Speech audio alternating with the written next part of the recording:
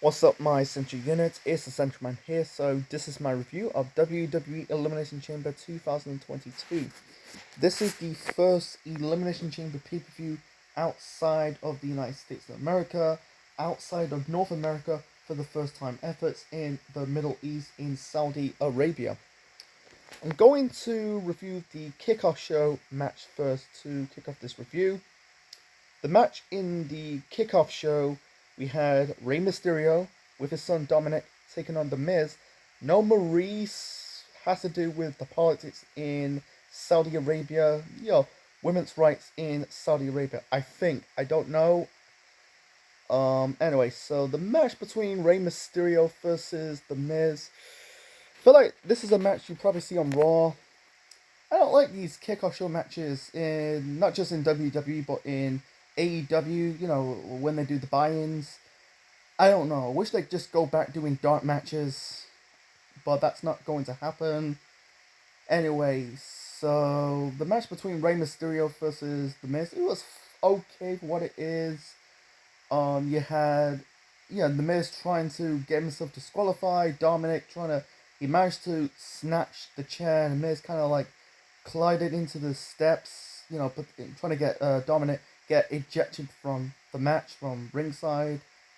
And he's holding his shoulder. I know it's a rouge, it's playing possum. I get it. In the end, I think Miz was going for like a skull crushing finale, but instead Mysterio counted into a roll up for the win, and then Miz attacked with Mysterio after this match. Then Dominic came to the rescue, beat down the Miz, and then Rey and Dominic hit a double 619. I think they did like a double frog splash onto the Miz after they hit the 619 to end it. So my fear that not my fear, but my theory is that I think they're gonna do a match at WrestleMania, probably a tag team match.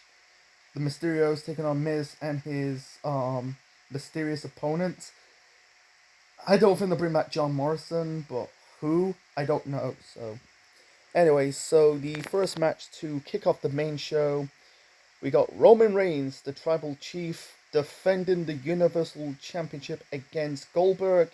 This is their first match ever, I think, because they supposed to have that match at WrestleMania in 2020. I think the first two nights WrestleMania. I think it was at night 1 or night 2. They probably had that match at WrestleMania, but instead Roman backed out. I don't know if he had COVID-19, but he's not risking, doing that match. So, he came back months later, kicked off his reign as the Tribal Chief. So, anyway, so the match between Reigns and Goldberg, it was an okay match. I thought it was going to be a stinker, but it was an okay match, to be honest. It's typical punch, punch, punch, kick, kick, kick. It's working with Goldberg's strengths because he never, wrestled in long matches in his first run with the company until about WWE. They're trying to make him how he was successful in WCW. Put him in shorter matches, Goldberg matches, the punch, punch, punch, super kick, jackhammer, and, spear and jackhammer. Anyway, so, I think Reigns hit the spear. Goldberg hit the spear. I think he hit the spear, but, Goldberg was going for the jackknife. I think, they were fighting outside the ring. At ringside, but Goldberg hit the spear onto Reigns, and he was going for the jackhammer, but Reigns counted into a Mugiyaki, and that's like that suplex. Goldberg kicked out, hit the super punch, the Superman punch. He was going for a spear of his own. I don't think I think he hit. Yeah, he did hit the spear on Goldberg. Anyway, he was trying to hit the spear for the first time, but Goldberg, I think he counted into his own spear. And I think he hit the jackknife. I think Roman kicked out. Thank God, it'd be like, oh, it's the Fiend all over again. Reigns, he didn't kicked out by one jackhammer. It took one jackhammer to lose, but I'm glad they never go in that direction. So, Reigns hit the spear and locked in the guillotine onto Goldberg. I don't think Goldberg tapped. I don't think Goldberg in his whole career never tapped down in any submission in WWE and also in WCW. I don't think he tapped out in his whole career. I don't know. Anyway, so Goldberg passed out. So Reigns retained the Universal Championship. It was an okay match, you know. I glad the right person won. Reigns, you know, Reigns is Reigns so far. It's the best reign they ever had. Best Universal Champion ever. Better than Brock Lesnar. We'll get to Brock in the end. So moving on to the first Elimination Chamber match of the night. This is for the women. The winner faced the Raw Women's Champion at WrestleMania 38. So the contenders in the Women's Elimination Chamber match, you had Bianca Belair, or Bella, is it Bella or Blair? I keep calling her Blair. Yeah, it's Belair, you know, Bianca Belair, Rhea Ripley, Doudrop, that's Piper Niven, Nikki ASH, it stands for Almost a Superhero, Liv Morgan, and the return of Alexa Bliss. I think it was her first match since the match against Charlotte Flair. I think she took some time off. I hate Alexa Bliss's gimmick at this moment in time, still doing the whole... I get it, you know, they made her as the Harley Quinn of WWE, you know, teaming up with The Fiend, you know. The Fiend is, you know, Bray Wyatt is the Joker of WWE, and Alexa Bliss is the Harley Quinn. I get it, but just because the Fiend's doing it doesn't mean it's going to work for someone else. Anyway, so the match was good. I like this Elimination Chamber match.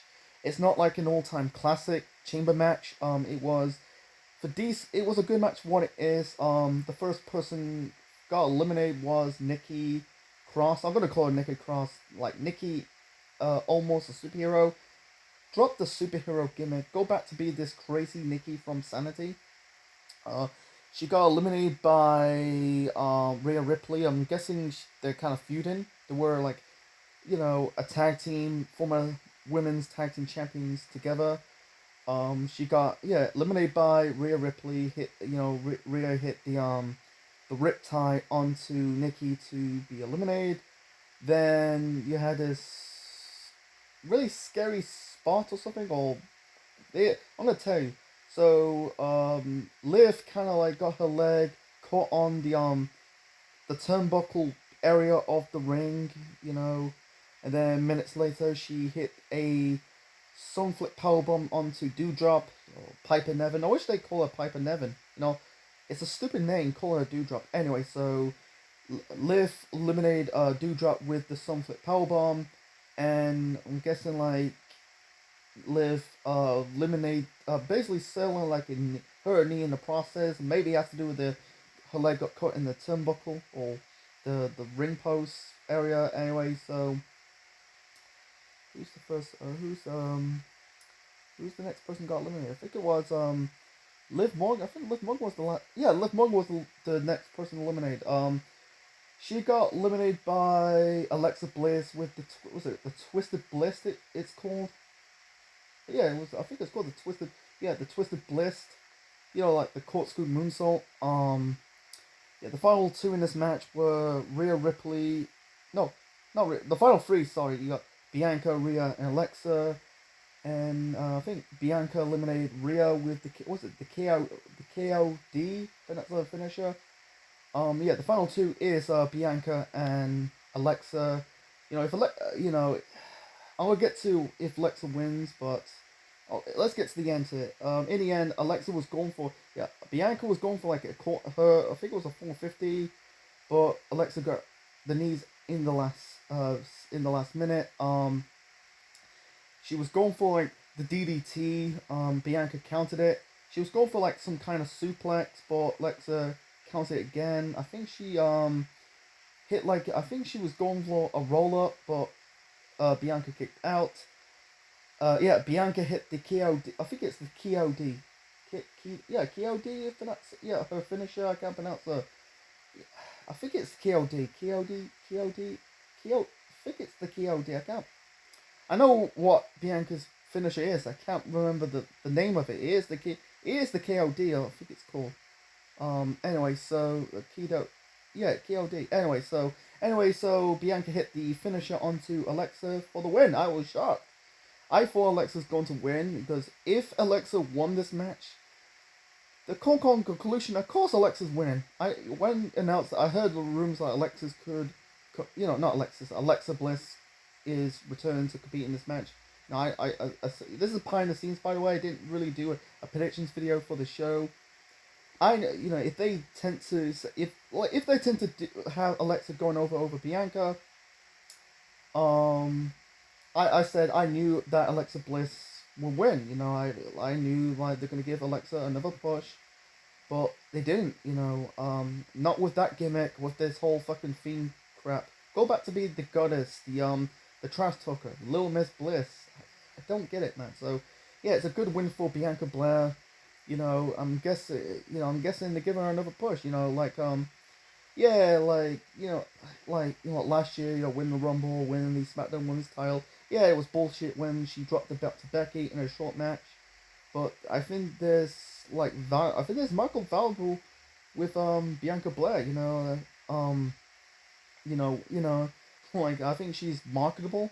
They'll probably sell Bianca wigs. With the hairstyle. But let's move on to the next match. So the next match, this is a women's tag team match. We got the SmackDown Women's Champion Charlotte Flair teaming up with Sonya Deville, wearing like a sling, taking on Ronda Rousey and Naomi. This is match number 3. Boy, by the way, in the two women's matches, the women's elimination chamber match, this match, and the Raw Women's title match, we'll get to that later. They kind of covered up. Understand why I had to do that, because of the women's rights in Saudi Arabia. I don't think they'll tolerate tits and ass. I don't know the laws in Saudi Arabia. It's just what it is. Go with it. So anyway, back to this women's tag team match. So I think that there's a rule applied to Ronda. She has to compete in this match with one arm tied around her back. Unfortunately, they failed to do that because Ronda didn't tie Ronda's arm onto her back. It's just around her back. It's just like, what the hell's going on? I don't get it. But anyway, so the match was okay. I feel like it's take it or leave it. It wasn't a bad match. It wasn't great or amazing. It was an okay match. I feel like it's a match you'll probably see on SmackDown. I don't know. I'll get to my final thoughts of the show in the end. So, anyway, so you had the heels ganging up on, Ronda. And by the way, it was a ruse. Sonya was wearing a sling because Ronda locked her in that armbar, and I'm guessing that's playing like it was a ruse. She's not hurt. Yeah, we're ganging up on Ronda, and it was an okay match. Just a standard tag team match, nothing special. In the end, Ronda locked in the armbar onto, Sonya Deville. I guess, they're protecting Charlotte, not taking that L. Sonya taps out, and, it's just setting up the WrestleMania match between Charlotte versus Ronda for the SmackDown Women's title. I'm doing my quick prediction that I want Ronda to beat Charlotte, man. I feel like it's time for a title change. I think Ronda's last reign was okay. It was good. She could probably have a dominant run with this title. So it was just an okay match, nothing special. So I think the next match. So the next match. This is a. I'm guessing this is a false count anywhere match. I think it was. It was a false count anywhere handicap match. So you had Drew McIntyre taking on Happy Corbin and Madcap Moss. This is a match you probably see on Raw. Not really a pay-per-view worthy match. I think it's a bit better than Moss versus Drew at day one, but that's not saying too much. You had the heels getting up on Drew. Drew kind of like Irish whip Moss into the LED board. It was nothing special. You had Drew throwing Moss into the announce table. Corbin hit Drew with the chair, throwing him into the barricade. Trying to keep it short and simple, folks. In the end, Drew hit the Future Shot DDT. and then hit the Claymore kick onto Moss for the win. So I'm guessing this was the end of the rivalry between Drew versus Corbin and Moss. It was just a stupid filler feud. I don't know what Drew's gonna do at WrestleMania. I don't think he's. I don't think he's gonna be in the title match. I think he's gonna be. I don't know. I think I can see Drew in a high profile feud at WrestleMania, but it's unlikely. We've got about 2 months. So moving on to, in my opinion, this is basically the match of the night for me. Match of the night for me. We got Becky Lynch, Daman, defending the Raw Women's Championship against Lita. This is Lita's first match in years. Yeah, she only competed in the women's Royal Rumble matches, but never had like a high profile one-on-one. I'm guessing this is Lita's first championship match, almost since 2006. Wow, nearly a decade and a half. Lita, in her 40s, she can still go. This was good. It was back and forth. You had Becky locked in the disarmer. It's back and forth between her. I think Leah hit like a cross body. And also like Leah hit like the not the Stratisfaction, but the Stratosphere. It's basically like a Hurricane Runner off the top rope. Yeah, it's paying tribute, to his, to her friend slash rival Trish Stratus. I thought Leah would win. I thought she would win. I think she kicked out the manhandle slam by Becky. I think it was after, she, trying to reach the ropes. I'm guessing, can't remember. It's been hours since I watched the show. Becky hit the first manhandle slam onto Lita, kicked out. Lita, hit the twist of fate. It's paying tribute to Matt Hardy. There were like, there were a valet. There were like a couple, like boyfriend and girlfriend, until the whole situation between the Love Triangle storyline, the affair in 2005 between her, Matt Hardy, and Edge. I thought that'd be really cool if Lita hit the twist of fate and the Swanton bomb. Paying tribute to the Hardys. They're not dead, but they're not with the company. Team Extreme days, but hit the twist of fate onto Becky. And I think she was going for the corkscrew, not corkscrew, the moonsault. Becky got out of the way, hit a second manhandle slam for the win. I knew Becky would win. I guarantee she's gonna drop the belt on WrestleMania. Now we got two women's matches for this year's WrestleMania. I guarantee the plans would change, but who knows? But so far, the two women's matches at WrestleMania 38. In both nights, night 1 and night 2, you had Charlotte Flair versus Ronda Rousey for the SmackDown Women's Championship, and Becky Lynch versus Bianca Belair, who just won the Women's Elimination Chamber match for the Raw Women's title. So I guarantee that my prediction is that Ronda's gonna win the SmackDown Women's title, and Bianca gains revenge on Becky to win the Raw Women's title. So that's my quick prediction. Who knows? Like I said, we got 2 months until WrestleMania 38. So this match, it was supposed to be for the SmackDown Tag Team Championships. The Usos defended the belts against the 5 King Raiders. But unfortunately, the Usos attacked the Raiders, and the match was non-contest. I don't understand why they did that.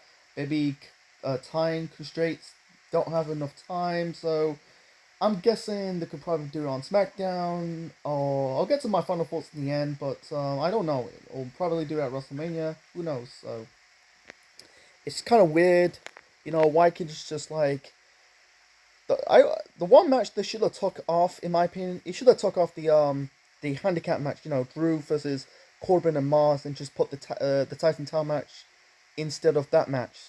That's just me. So moving on to the main event, we got the men's Elimination Chamber match for the WWE Championship. Bobby Lashley defending the belt against Brock Lesnar, AJ Styles, Austin Theory, Seth freaking Rollins, and Matt Riddle. This match sucked. I'm sorry, this match so far in the last recent years, they produce a lot of shit chamber matches. You know, over the last recent years. Last year's chamber match was good, you know, but the 2021 with the women, that was shit. But this was shit. Typical Brock Lesnar match. So the first two was between I think it was between Austin Theory and Seth Rollins. You know, because I'm guessing in storyline, you know, Theory is groomed by Vince McMahon. And I like Theory's fine. You know, I like the stuff with the Wave in NXT, but the match was okay. You know, you had Rollins throwing. I kind of blame Rollins for this. So Rollins thrown Theory into Lashley's pod, and this was after Riddle came out, and the medical team removed Lashley out this match. So and announced that Lashley suffered a concussion. Sometimes I kind of blame Rollins for this. Some people hate Seth Rollins. You know, the stuff on social media, like talking shit towards Dean Ambrose, aka John Moxley. He was talking shit towards Will Ospreay about his heights. You know, little man, my ass. Little man, you're fucking the same height. Anyway, so that was a killer. You know, of this match, and then Brock came out of nowhere, just escaped. Not came out of nowhere, but escaped through his pod and started F-ing eliminated Theory, AJ, Rollins, Riddle. Not Theory. Yeah, he did eliminate Theory. You know, he hit like a super one off the escape pod for the win. So not Lashley, Lesnar. Yeah, won the title. 3 pay-per-views in a row. We had a third champion, you know, because Lesnar defeated Big E at day 1 in the Fatal 5-Way. And then Lashley defeat Lesnar at the Rumble, 3 weeks ago, 4 weeks ago. And now Lesnar won the title in this match. So I did a video ages ago. I said, like, I'm going to might do a re-update version of that video. I think I did that video. It's been a long time. I said, like, championships in main roster WWE don't mean shit. I was right. They're just proving my point that championships in main roster WWE don't mean shit. You know, it's just props. The only title would give a damn is the Universal title, because they hold that belt for like nearly like 2 years, but they never, the guys or girls, when they hold the belts, they never give them the chance to give them a good run with the belts. You know, it lasts about 3 or 4 weeks. And sometimes the champions never show up both on Raw and SmackDown. What's the point? NXT, I don't know, NXT, the both NXTs, you know, outside of the main roster, you know, they treat their champions with respect. But in the main roster, they don't do that. They're just props. And it's confirmed, yeah, they did for the third.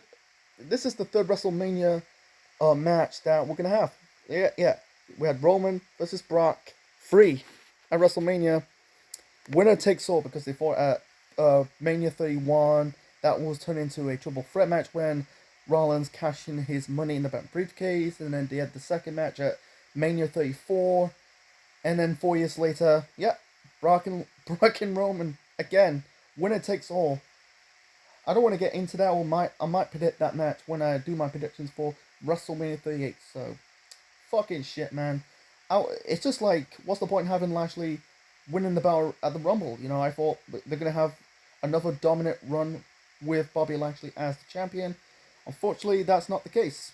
They made Lashley like a joke. What's the point?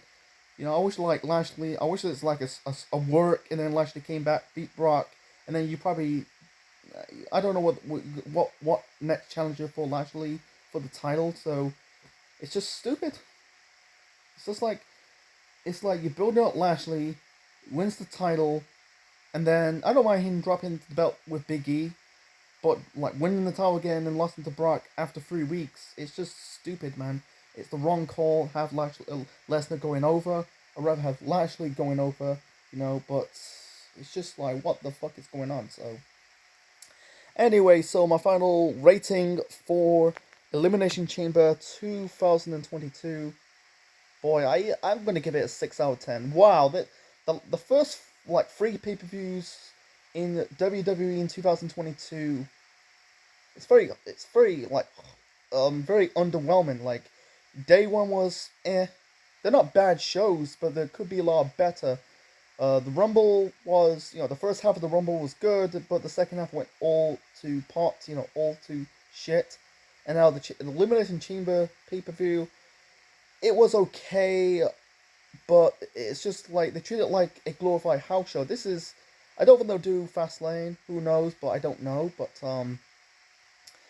like in the only match in the bad is the men's Elimination Chamber match. But in the okay, you had the opener, Roman versus Goldberg.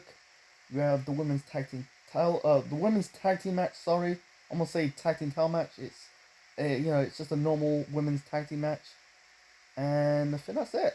But and also the handicap match between Drew versus Corbin and Moss. The only thing in the good has to be I have to go with the two matches in the good has to be the women's Elimination Chamber match and Becky versus Lita. But besides that, I don't really. I was almost giving it a 7 back, but I'm just gonna give it. I'm gonna change it to a. No, I'll give it 6, man. It's just like the first like 3 pay-per-views in WWE in 2022. Like I said, it's just underwhelming. They're not bad shows, but they're not great. I feel like they could get better, but we don't know if we're gonna have like the tag. I'm not gonna put the Usos beating down the Viking Raiders. I don't know if they're gonna have a match on SmackDown. Don't think they're gonna. I'm not too sure they're gonna do Fastlane for this year, but we don't know. We simply do not know. So yeah, this is a show you'd rather skip if you got this on the network. Yeah, hope you enjoy my review of WWE Elimination Chamber 2022. Leave your thoughts and concepts below, smash the like button, click the bell, click the like, subscribe to the channel for more wrestling content and more. And this is Sentiment officially signing out. Check you later, and that's my review of WWE Elimination Chamber 2022. This was a not a bad show, not a great one. It's basically a thumb down of the middle of a pay-per-view.